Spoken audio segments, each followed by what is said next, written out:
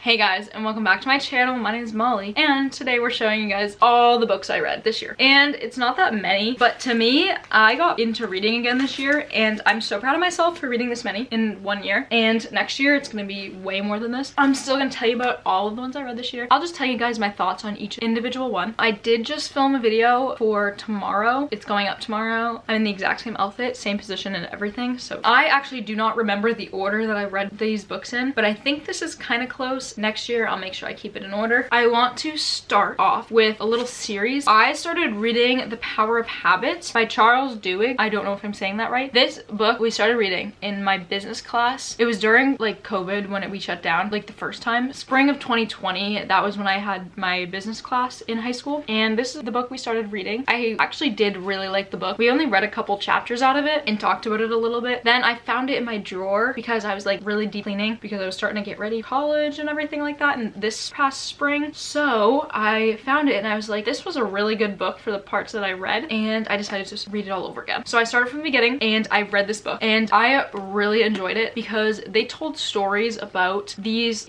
powerful people on how habit like happen and are formed through like our daily routines and all of these things. I really liked this book. Okay, first of all, productivity books and like self-help books are one of my favorite genres between this and thriller like mystery books. I really enjoyed this book. Some of them can be hard to read and like get through, but this was so interesting because it took you through different stories of different companies and different people, just like random people that have these habits that they physically can't break because there's like an actual like explanation behind it. And I don't know, I thought this was so interesting, and these are books that I could read over and over again just because they're so interesting and like you learn from them. And I feel like if I read this again, I would get so much more out of it. So I decided to pick up the second book to it and read this. I loved this book. I have quite a few little sticky notes in the side because I was just taking notes. I'm not gonna lie, I don't really remember everything that happened in either of these books. I have a terrible memory when it comes to things like this. I loved the book, and I feel like if I just skimmed through it, I'd remember. But both of these I think were amazing, and I'm 100% gonna read them again. That's my overall thing, is if you're interested in that kind of thing, like habits and like how they formed, how you can like start some and like break them. These books are so interesting. I just think they're a good read too. I liked them. Overall, I would definitely recommend them. Power of Habit is the first one, and then there's Smarter, Faster, Better. I don't really think you actually need to read either one first, but that's how I read them because I guess Power of Habit was first. Then I was on a productivity book kick at the beginning of the year, and then I switched over to fiction. The next one is Atomic Habits, and I would say this is probably my favorite book of all time. I think there was so much useful information in this, as you can tell, and I feel like you just have to read it and get whatever you want out of it because there's just so many, I don't know, productivity books are very hard to explain to people because you have to be in the mindset that you want to learn from them to get things out of them. So if you're not really interested in it, then I would obviously don't do it. But if you like kind of want to get to know like habits and like, I don't know, improve your well-being, I would definitely recommend this book. This is probably the one. If you want to read one book about productivity, self-help, habits, just anything about that, I would read Atomic Habits. This is probably my favorite book of all time. There was just so many things in here that were amazing, and I told myself I was going to reread it when I came back home from break, and I'm going to take this back to school with me. I actually might read this on the plane ride back to school. I know for sure that I read both of these books before I started fiction, so I'm going to do like my productivity books first and then my fiction books. I know I was reading The Productivity Project when I got back to school. So The Happiness Equation I was reading over the summer, and I think this was a pretty good book. I kept a couple stickies. Everyone has, I think this actually said it in the book somewhere. So this was actually the first thing. Basically everyone kind of thinks like no one should have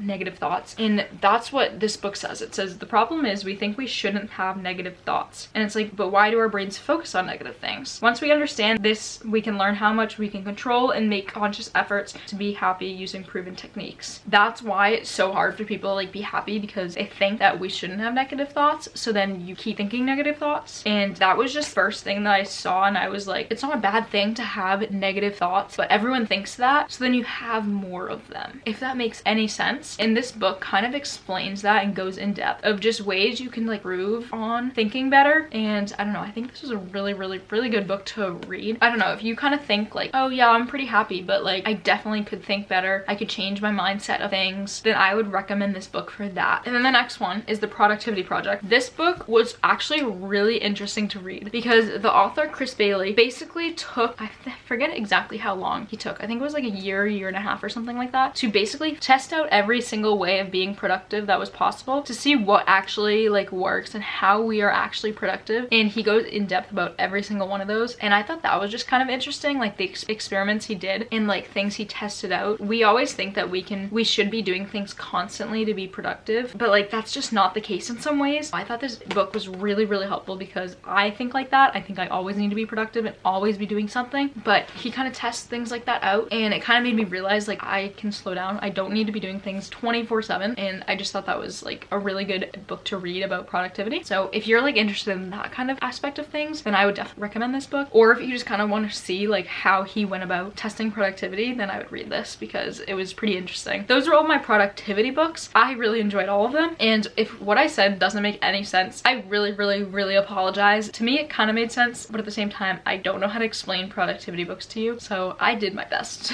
Moving on to the fiction books, which I'm sure you probably want to hear about, and the first one is The Silent Patient, and I did read this before I left for school because I did read this over the summer, and this book was so good. I thought it hooked me in right from the beginning, and it just kept like leading you on to like keep reading, and then when you finally find out what happens at the end, it's like shocking. So basically this woman, her name's Alicia, kills her husband and then does not talk ever. She gets put in like an insane asylum, and this psychiatrist goes in to talk with her to get her to talk. She doesn't talk, obviously. There's just like a crazy twist at the end. So if you like these thriller books, then I would 100% recommend this one because it like makes you keep reading the whole time. And I liked the way it bounced back between her life, like the psychiatrist's life. I just liked the way it was written, so I really loved this book. I think the next book I read, which I know I read it at school, was this book, and it's called The Lost. This book was actually really good. I love to just go in Barnes & Noble and just pick up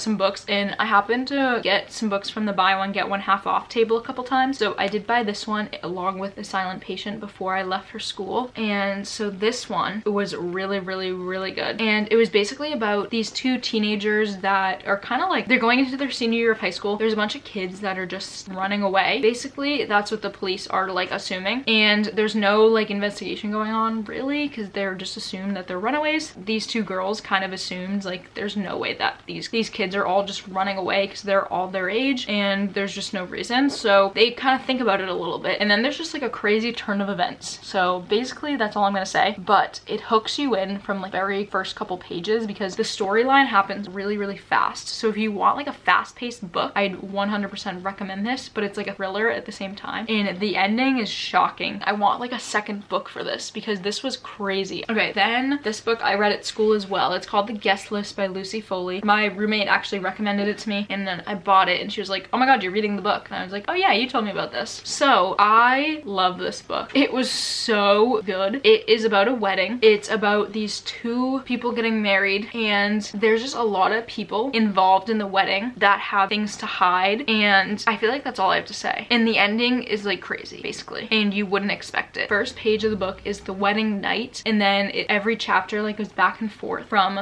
the day before the wedding to the wedding night, like what's happening, but like then the background behind it. So it's so interesting to see like where it's coming from because you just want to keep reading to like find out like what happened to these people, like why is this all happening. I don't know, I thought it was so interesting. It was just so good. I also read Passengers, I forget. I don't have the book on me because I think my mom took it to read. Okay, I thought it was really good, but at the same time it got dragged out a lot. Like I thought it could have been a lot shorter than it was. Maybe it just wasn't everything I hoped for. I don't know. I liked the book in the moment and I thought it was so interesting, everything that had happened, but now looking back after reading it, it wasn't my favorite. Like, you know how books can be like that? There's actually another one that I read that is like that. I liked the book while I was reading it, and I was like captivating. Like that's probably why I like these kinds of books, because they hook you in and you need to keep reading to know what happens. But this book in particular, I thought it was interesting, but at the same time it got dragged out for so long. It was basically these driverless cars, so the years were like in the future, and there were only driverless cars on the road in like England or something like that. There were these passengers that got like locked in their cars because they're driverless cars that were supposedly not being able to be hacked, and all of this stuff happens. So that was basically like how the book is, and I thought it was really interesting because the concept of it is like scary to think about because that's something that could happen in the future, you know. I thought it was a pretty good book while I was reading it because it kept switching through each character's perspective, and I thought it was pretty good. I feel like I wish the ending was different because I feel like the ending was just kind of rushed, and I don't know, I just wish there was a different ending. Other than that, I do like the book and I think I would recommend it. Kind of see for yourself if you think it's like worth the ending it got. If you read it, let me know if you like the ending. Okay, the last two books that I've read, The Woman Outside My Door is the first one. I grabbed another buy one get one half off. It was these two books at Barnes & Noble. So this book, it's very short. I mean, I guess it's not super short, but like it's a pretty short book. It's scary because this is something that could easily happen in real life. This book hooks you in from the very first page. I kept reading to know what would happen and find out who the woman outside my door was, but I hated the way it turned out. Like I didn't like the end of the book at all. Like I just thought it should have been so much different. Not that I had a vision in my head, I just didn't think that what was written at the end should have happened, if that makes sense. I don't know, I just didn't think it was fitting for this. It was just like underwhelming for like anticipation building up coming towards the ending. I thought it was pretty good, and it's a really quick read, and I'd recommend it if you want something quick. You can easily finish this in one sitting. I just think you have to read it for yourself to kind of have your own thoughts about it. And then the last one is The Grimrose Girls, and I really like this book. I thought this was great. I finished this book 2 nights ago and I thought this was really interesting. It was about 4 students and one of them dies. Said it was a suicide. Her friends don't believe that. They do their own investigation. A whole lot of events happen. I just think it was very well written, and I will be looking into this author because I really liked this book. I thought the ending was very good, and I want a part 2. Like I want to know what happens next because it kind of leaves you not on a cliffhanger necessarily, but like kind of. So I want to know like what's gonna happen after what happened. And I think I read it so fast because I really was so ready to see the ending that I got kind of confused at things, and I feel like I need to go back and reread the ending to like fully understand it because it was